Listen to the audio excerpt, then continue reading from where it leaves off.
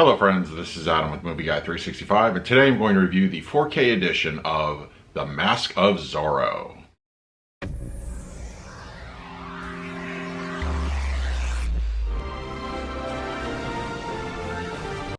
If you're new to the channel, please hit the like button, subscribe, hit that bell notification. I put out videos every single day.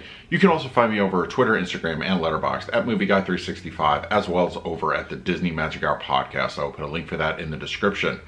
Okay, Sony has released The Mask of Zorro on 4K. I'm excited to talk about this one. I really enjoyed the film overall. I was a big fan of it when it initially came out in theaters. I did see it in the theaters, and I owned it on DVD, Blu Ray. So it's nice to actually get a 4K edition of this film. I liked it. I really did enjoy it. I thought Antonio Banderas was great in it. Anthony Hopkins, Catherine Zeta-Jones, everybody was good. So it's just one of those nice swashbuckling adventure type movies. And I feel that while I wasn't a huge fan of the sequel, I felt it was a little bit weak in parts. This one I felt was handled really nicely.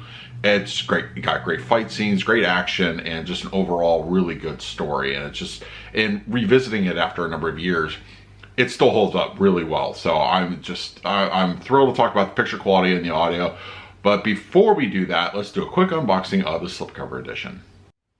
Okay, we have the Mask of Zorro right here, and a slipcover edition, some original artwork there, and their back cover, inner spine, and then interior-wise, I have a bit of a surprise, is the original poster artwork.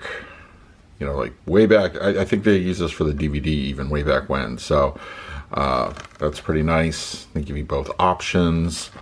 And then interior, we have some artwork on the disc, which is always nice and appreciated. So, all right. That's it for the unboxing. Now let's talk about the picture quality and the audio.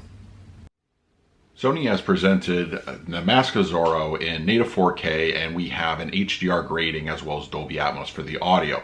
We're going to talk about the picture quality first. But let me just say that this film, being shot on film, is going to have natural film grain to it, and it's nicely applied here. It's not overbearing or distracting. It's just one of those things that if you are somebody who appreciates film, that you really enjoy, that the actual film grain is here, wasn't, DNR'd out or anything like that. So I appreciate that little aspect of it, and that's kind of like your mileage may vary to individual film viewers, but I appreciate the film grain, and I'm glad it was still applied here in a very nice way. As far as the HDR goes, covering the picture, I think it does its job really nicely. Detail is phenomenal here. There's a lot of up-close shots that make great use of it. And just the costuming here, I think, is probably one of the strongest aspects of the detail enhancement. It looks great. Look at the dance scene with Catherine Zeta-Jones and Antonio Banderas. I'll talk about it a little bit later with the color aspect, but the detail on their outfits looks great, and there's a lot of up close shots.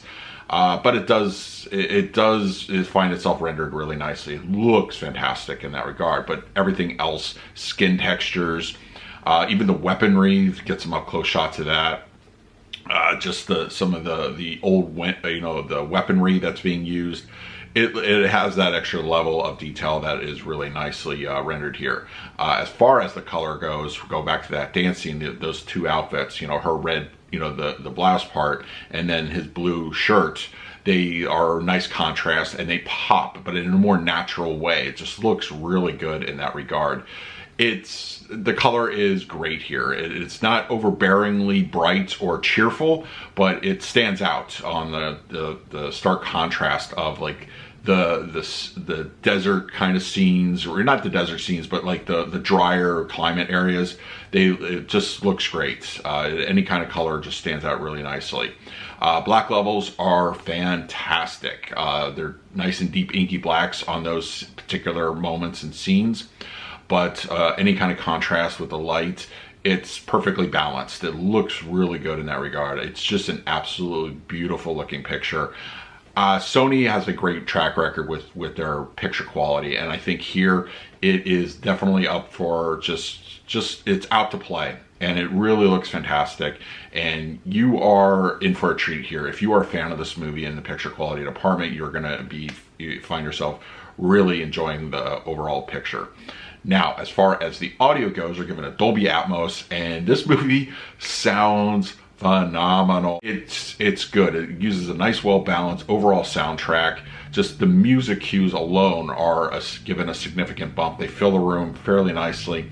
The action moments, the swashbuckling sword fights, they follow you from front to back, in the rears, mid-levels.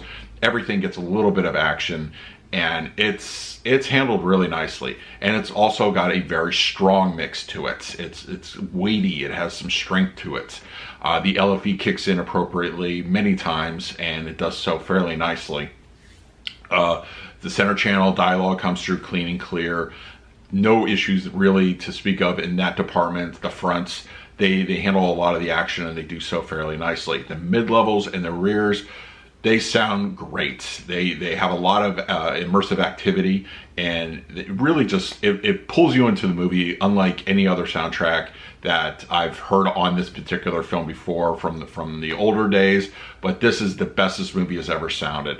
The height speakers, I didn't get a whole lot of discrete activity. I detected a few, a few moments here and there, but it wasn't prominent. But it does accent the already good immersive surround sound feel, and it's more used in that regard. So that is my review of The Mask of Zorro. I'm going to go ahead and give the picture quality of this one a solid A. Sony knows what they're doing. There's no doubt in my mind that when I get a Sony title, I'm going to be pleased. And I think overall, we get the natural film grain, we get the HDR nicely applied here in a good, restrained way, but it really it looks fantastic in my opinion. As far as the audio mix goes, I'm going to give that one also an A. This is the best this movie has ever sounded. It's robust, it's strong, it has a lot of discrete channel activity, and it really it fills a room, and it makes you appreciate the movie a lot more, utilizing a stronger sound mix. And it's just really an overall very good presentation. So that is it. Let me know in the comments below what you thought of The Mask of Zorro on 4K, and when was the last time you saw this one? So let's talk about it in the comments. In the meantime, please like, subscribe, hit that bell notification. I put out videos every single day. So until next time, this is Adam with Movie Guy 365. I will see you at the movies.